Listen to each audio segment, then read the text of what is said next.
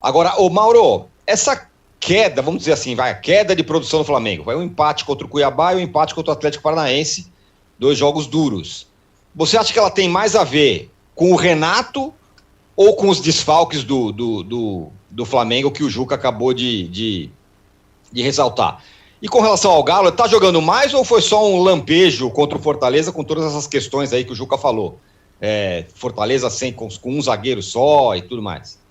Qual seria a resposta a essa sua pergunta sobre o Atlético segunda-feira, depois daquela derrota para o Atlético Goianiense? Qual seria a resposta a essa sua pergunta na segunda anterior, depois do empate com o Lanterna Chapecoense? E quase perdeu, depois o Risco tomou o segundo gol. É verdade. O Atlético é tão irregular contra o Flamengo porque o técnico do Atlético ele não tem capacidade de explorar o elenco como o elenco poderia render, a exemplo do técnico do Flamengo. E o problema do Flamengo é o mesmo do Atlético. O técnico e também, claro, eventualmente desfalques, que o Galo também tem, vira e mexe tem desfalques, e o Flamengo tem desfalques importantíssimos, né? Com os quais o Atlético não convive. Ficar sem o Bruno Henrique, ficar sem o Arrascaeta, é algo como ficar sem o Nath e o Hulk, de repente, o Nath e o Diego Costa ao mesmo tempo. O Diego Costa ainda não se firmou, né, como um jogador importante no Atlético, embora acredito que vá acontecer, como o Bruno Henrique já é, né? O Bruno Henrique vinha sendo o cara mais decisivo. O Bruno Henrique colocou o Flamengo na final da Libertadores. Não foi nem o Gabigol. O Gabigol não tem feito gols, né? Claro, quando o Gabigol está fora é um desfalque importante. Mas o Bruno Henrique vinha numa fase melhor.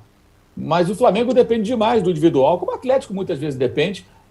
Os 10 últimos jogos, você não pode contar a Copa do Brasil, que eu vou falar de brasileiro. Dos 10 últimos jogos, os dois fizeram o mesmo número de pontos.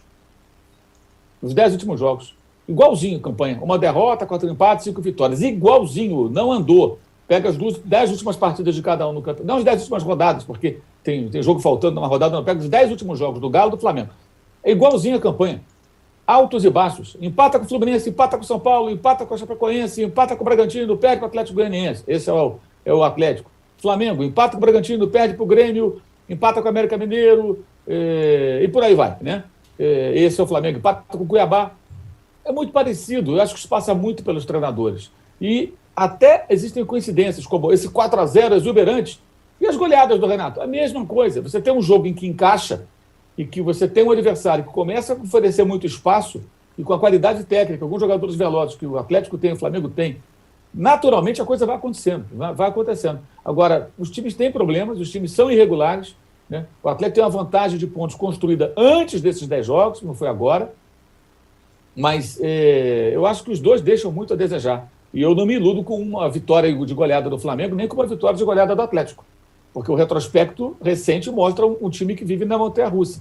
Pode ganhar bem do Cuiabá e pode empatar com o Cuiabá, como empatou o Flamengo. Ninguém vai ficar surpreso se isso acontecer. E o Flamengo com o Fluminense, tudo pode acontecer. Conseguiu perder para o Fluminense, com o Senna ainda como técnico, no estádio do Corinthians, em Itaquera, Neoquímica Arena, no primeiro turno, como mandante. Jogando muito melhor no primeiro tempo, dominando completamente, não perdeu gols.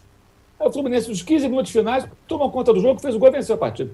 Ou seja, o Flamengo já vem assim há algum tempo. E continua. Aliás, o Flamengo tomou gol de cabeça, 2 do Atlético Paranaense, 1 do Grêmio, 1 do Juventude e 1 do América Mineiro. O do América Mineiro custou 2 pontos, o do Grêmio custou 3 pontos. E os 2 do Atlético não custou a derrota no jogo de ida, porque o VAR salvou o Flamengo. Eu escrevi isso, falei isso, aí teve gente que não entendeu. Salvou o Flamengo ou não? Se não existisse o VAR, o Flamengo perderia o jogo. O pênalti só foi marcado por causa do VAR. Então o VAR salvou o Flamengo. É diferente falar que o VAR roubou para o Flamengo, como alguns entenderam. Estou insinuando nada, é uma constatação. Como salvou o Palmeiras naquele jogo da temporada passada contra o River Plate, ou não salvou? Que teve um gol anulado pelo VAR e um pênalti que a arbitragem voltou atrás. Se aquele gol valesse e o pênalti fosse batido e convertido, era 4-0 o River Plate, o Palmeiras não era campeão da Libertadores. Então o VAR salvou. Não estou dizendo que o VAR errou, não estou nem entrando nessa discussão. Porque eu também não concordo muito com esses pênaltis que o cara pula e esbarra no rosto do outro, é falta. Nem falta, nem pênalti. Às vezes é um acidente de jogo. E quando encosta no rosto, basta que o atacante, o jogador que é atingido, atacante ou não, se atire no gramado, que aquilo ali vira a Terceira Guerra Mundial. Agora, nesses lances especificamente, achei que o Lucas Fasson foi extremamente ingênuo, né? Porque largou mesmo o braço na cara do Rodrigo Caio. Eu achei muito pior do que o do Vitinho. Eu acho que ali a questão maior foi a tolice do jogador, final de jogo, e a bola vinha na cabeça do jogador, do Rodrigo Caio. Ele ia cabecear a bola, né? A bola vinha na direção dele, a não ser que o atleta do Atlético Paranaense conseguisse se antecipar, mas ele largou a mão na cara. Quando parou o jogo ali, óbvio que o VAR ia chamar o Paulo César, não, o irmão dele, Luiz Flávio, família Oliveira. Né? É claro que ele ia marcar. Evidente que ele ia marcar. Estava na cara, não tinha a menor dúvida que ia marcar. Agora, eu prefiro não falar disso, não. Prefiro falar desse jogo, da péssima atuação do Flamengo, especialmente no segundo tempo, da bagunça que o Flamengo consegue ser em alguns momentos, das ligações diretas, do tal jogo da trocação. Isso é incompatível com o time do Flamengo. Isso não existe. Mesmo desfalcado, é um time mais técnico que o Atlético Paranaense, é um time melhor tecnicamente. O Atlético tem um técnico que também eu considero muito limitado, e é um técnico que a torcida mesmo está contestando, que é o Alberto Valentim, né? Até hoje não consegui entender essa contratação, mas enfim, pode até eliminar o Flamengo, porque o Flamengo parte para o jogo franco e o jogo se iguala. O Flamengo não põe mais a bola no chão e fala, olha, aqui eu tomo conta, eu sou um time melhor, vou ficar com a bola. Não, o Flamengo tomou um gol, que a pressão do Atlético no campo de defesa do Flamengo funcionou. O Flamengo tentou 3 vezes rifar a bola. Ao invés de sair jogando como tem que sair jogando, um time bem treinado, com jogadores de bom nível, o Flamengo tentou rifar a bola 3 vezes. Na terceira, bola no pé do Abner e na cabeça do Kaiser. Aliás, as 2 bolas que resultaram em gols do Atlético, em cruzamentos, quem disputava com os autores dos gols? Léo Pereira. Léo Pereira não era recuperado pelo Renato Portaluppi há poucas semanas? Ontem eu coloquei no Twitter, façam uma pesquisa. Léo Pereira, Renato Gaúcho, recuperado. Escrevam na busca do Twitter, tá? E vocês vão ver o resultado. Um festival de precipitações. Não, seu Renato recuperou o Léo Pereira, porque ele jogou uma partida ou outra contra o Rosita Sofia, aí, Futebol Clube, um timeco qualquer, e fez uma boa partida. Naquelas que o Flamengo não é nem incomodado, ABC, sei lá quem. Ah, fala sério. Recuperado o quê? E o argumento, pelo que eu apurei, internamente, o raciocínio da comissão técnica foi: o Léo Pereira conhece bem o Atlético, porque jogou lá. Sim, parecia que ele ainda era do Atlético, porque ele falhou dos 2 gols. Né? Falhou dos 2 gols. Mauro, alguém postou no Twitter, e eu achei bem interessante, fazendo uma comparação com essa marcação do Léo Pereira e a marcação do Grêmio naquele jogo do Jorge Jesus, que o Flamengo ganhou de 5-0 do Grêmio, do Renato. Sim. Que teve até um português lá que fez uma análise e tal da marcação. Tem a ver? Acho que tem um pouco a ver, porque o Renato até hoje é o técnico que faz até um certo marketing. Não, o Renato usa marcação individual, como se isso fosse a solução de alguma coisa. Independentemente do sistema de marcação, o time tem que ser bem treinado para as coisas funcionarem bem, né? E o time nitidamente tem problemas defensivos que havia com o Ceni e continua existindo. Acho até que piorou nesse aspecto. E reparem um detalhe. As substituições do Michael têm gerado muitas críticas, que de fato o Michael, quando sai, não é o cara para sair. Ele está até tentando. Não é que está muito bem também, mas está tentando. E o Renato alega que está cansado, não sei o quê, o outro está doente, o outro está gripado, o outro tem que ver Netflix, sei lá o quê. Ele tira os caras do jogo. Não sei por que os caras saem do jogo. O Gabigol está no campo, não está passando mal, meu amigo, não está machucado, não está com nenhuma pancada. O jogo está difícil, o Gabigol não pode sair. Não, que ele passou mal antes do jogo, então não deveria entrar.